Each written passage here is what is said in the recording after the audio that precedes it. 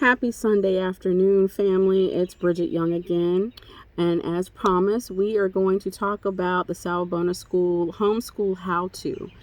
Um, just to let you know, for some of you who don't know who I am, again, my name is Bridget Young. My husband John and I, we own Creating Understanding Tutoring Services and Sawabona School in the Richmond area. Have done so for about a decade. Prior to that, we were both classroom teachers, my husband in private and I in the public school system. So now that the pandemic is in full swing globally, a lot of parents are feeling that they are forced to truly contemplate whether or not they want to homeschool their children or use the virtual platforms that their public, private, or charter school is providing them.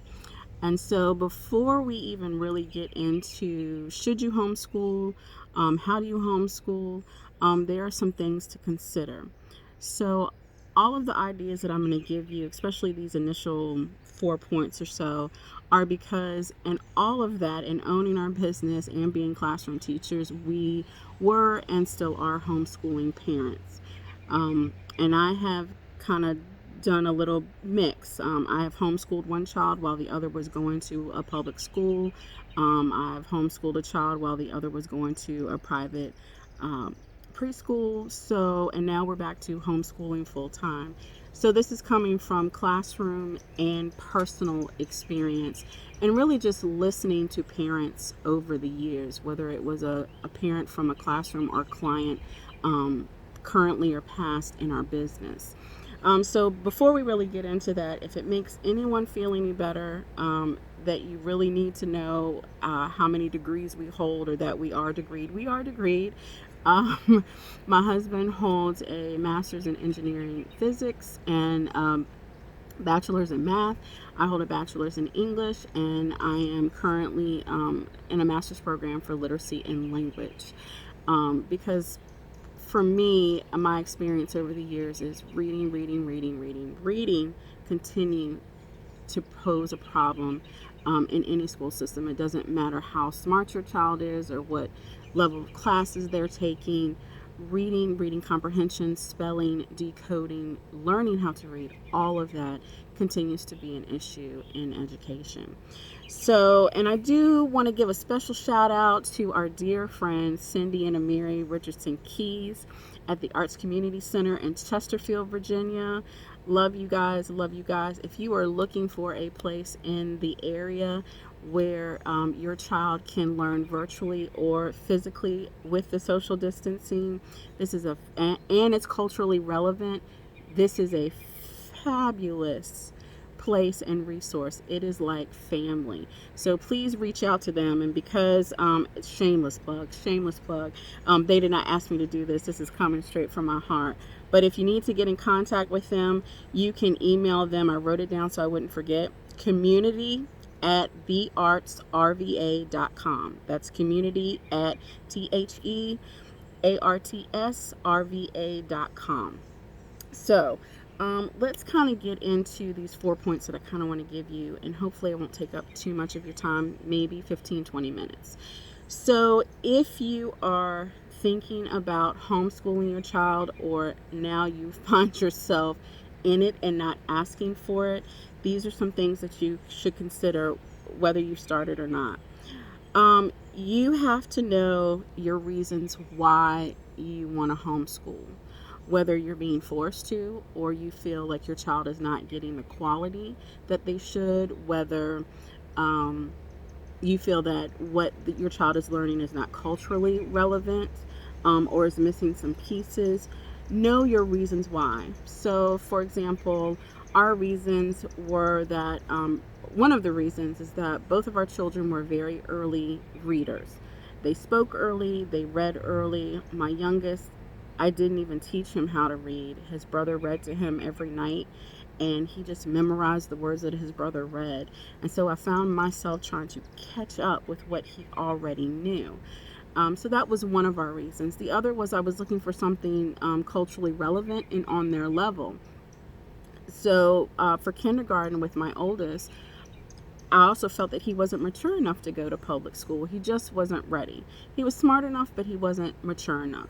And so we decided to homeschool him for kindergarten, and we kind of treaded very lightly with first grade. Um, it turned out that he had a fabulous, fabulous teacher for first grade. He had a fabulous teacher his second grade year. And so we stuck with public school for a while. Pandemic now in full swing, we are back to homeschooling.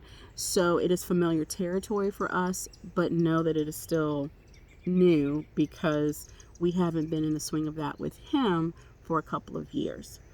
So know your reasons and make sure your reasons are very clear to yourself, anyone in your family, but especially your child.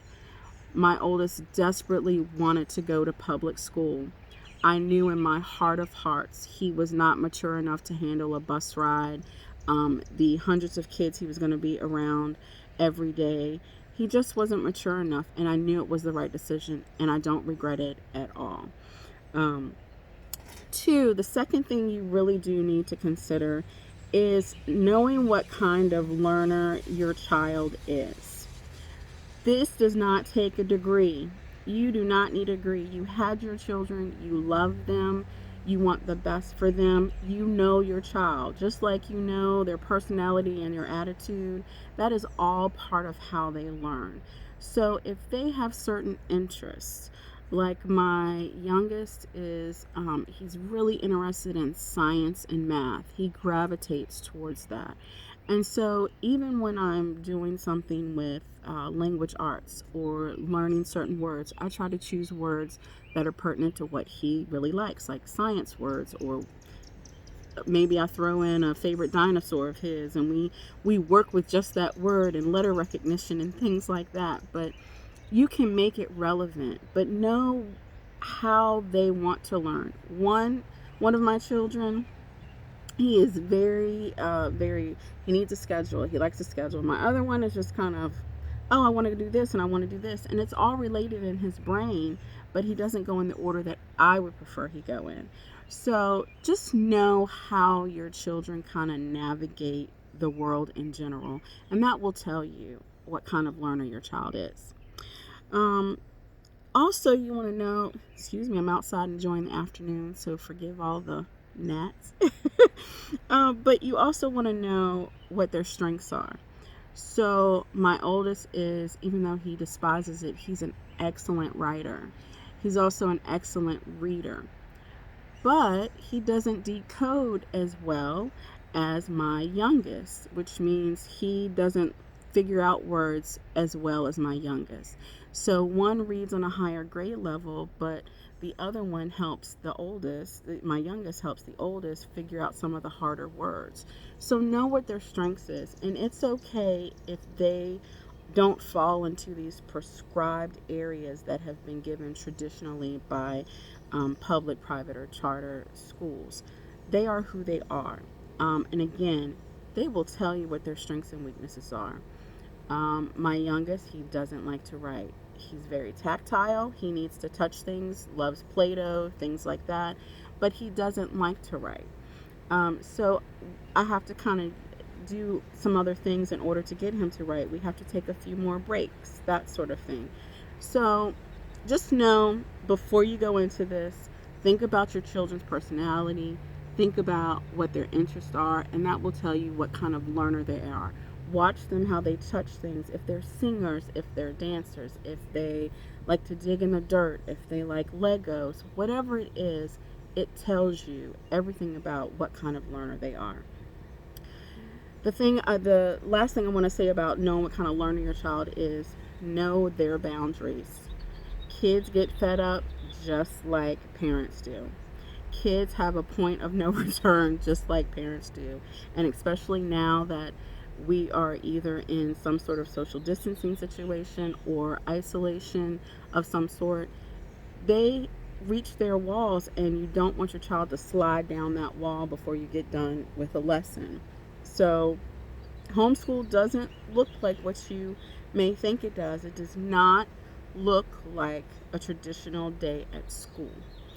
Just make sure that You know what their boundaries are, and if they look stressed, if they look like they're frustrated, if they look like they've had enough, it's time to take a break for a little bit and then come back to that thing. So just be aware of that. The third thing I do want to say is, and this is so important, homeschooling is a family affair. Whomever is in your home, whatever family members or close neighbors or guardians frequent your home on a regular basis, they spend time with your children, especially if it's a babysitter, they are all part of the homeschool experience for your child.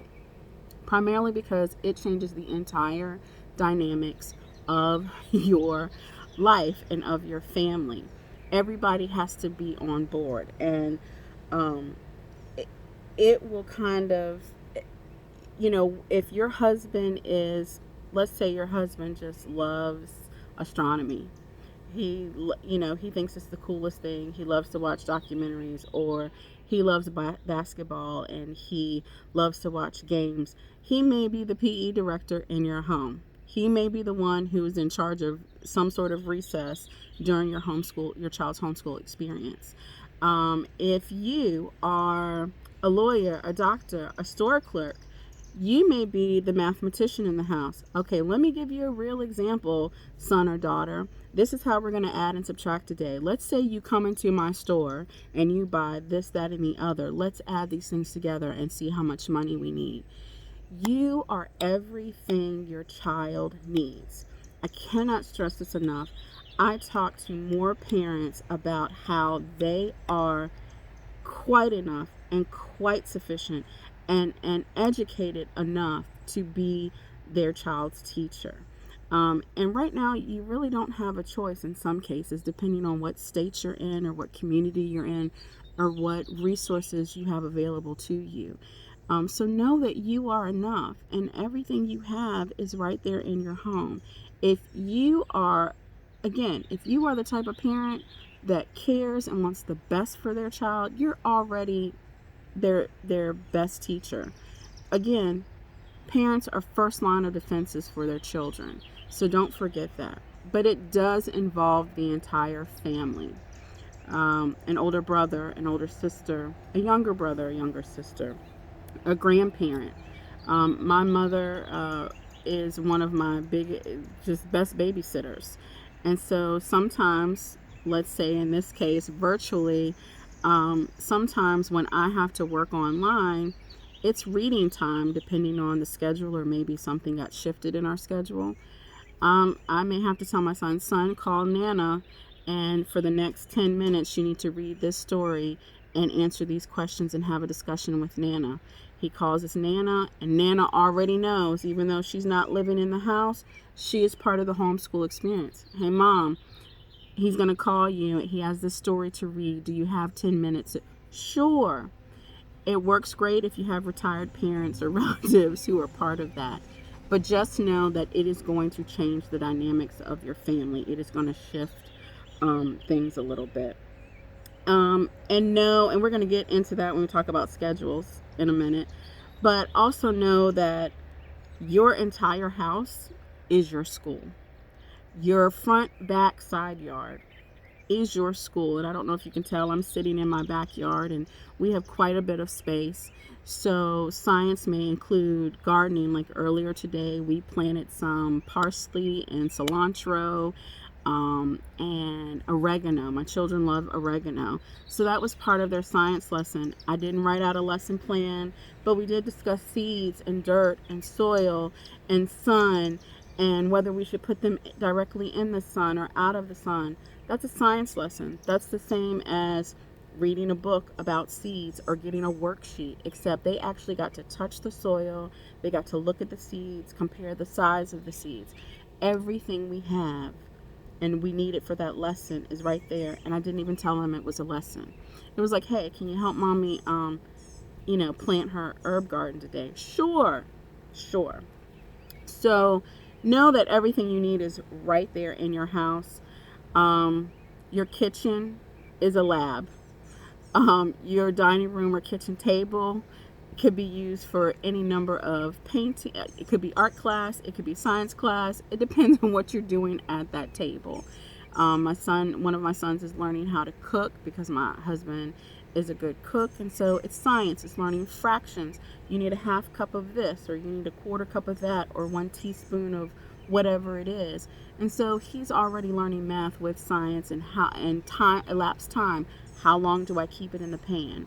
I'm throwing these things out there so that you understand that every single thing a child does with their family, with their close family, relatives, and friends is school. So don't be afraid to say, yes, I am my child's parent and I'm my child's teacher and I'm good at both. Please don't be afraid to say that. Please don't be afraid to try that. Again, I can't tell you how many conversations I've had with parents just trying to convince them that they are good enough. So that's a point I'm hitting home. The other reason, and your house, it doesn't matter how big your house is. It doesn't matter how big or small your yard is. As long as it's comfortable and you have access to things that you need for whatever that lesson is that you want to teach that day or that week. It doesn't matter. The other thing is, depending on if you're a business owner or if you're able to write off things itemized on your taxes, sometimes homeschooling is a business write-off. It's a write-off either for business or just, for your personal taxes. So check in your community, your state, depending on what your state tax laws are, to see if you can still write off any educational things. For example, anything I order, any books that I order, or part of our front room we use because our children half of the day we're in there teaching, and so I can write part of that square footage off. That's just a little tidbit for you. And the last thing I really want to talk to you about is scheduling. Scheduling is key. Documenting is key. You have to create a schedule that works for your family. I'll say it again. Create a schedule that works for your family. Your schedule is not going to look like someone else's home schedule. It most certainly, let me take my glasses off, it most certainly will not look like a traditional school schedule.